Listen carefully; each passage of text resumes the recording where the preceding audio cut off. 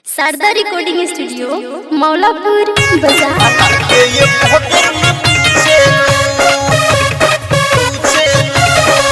music by ऋषि राज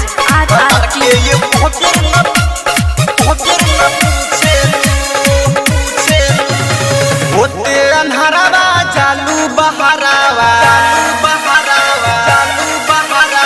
होते अन्हारावा चालू बहारावा लोग है यारो के सुतेलू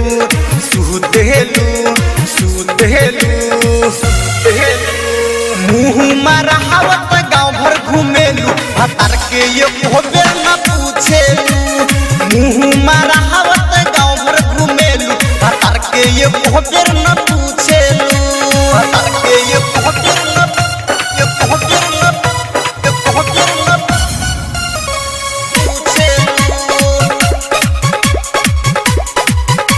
भतार के ये होबे न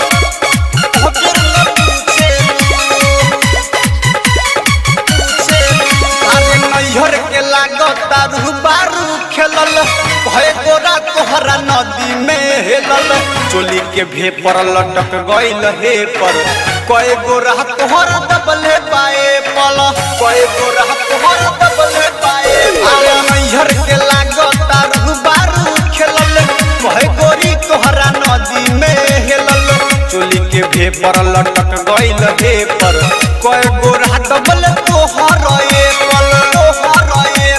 कितना के देहलू कितना के लेलू गामा लहाइना रख के पूजेलू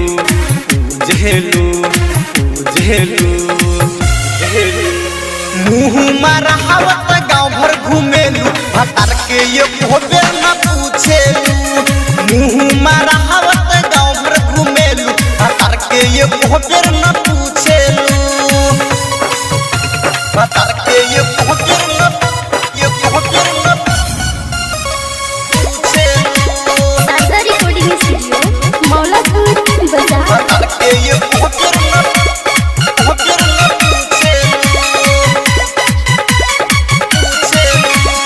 शादी कैलू जब से रहलू न घर में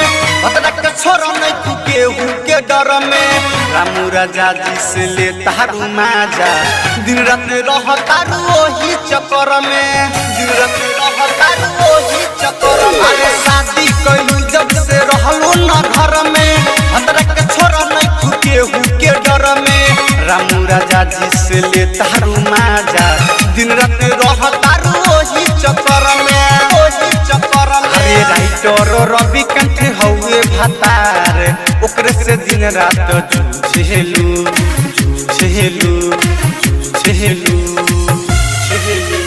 मुँह मारा हवत गाँव भर घूमेलू भतार के ये होबे न पूछेलू मुँह मारा हवत गाँव भर घूमेलू भतार के ये होबे न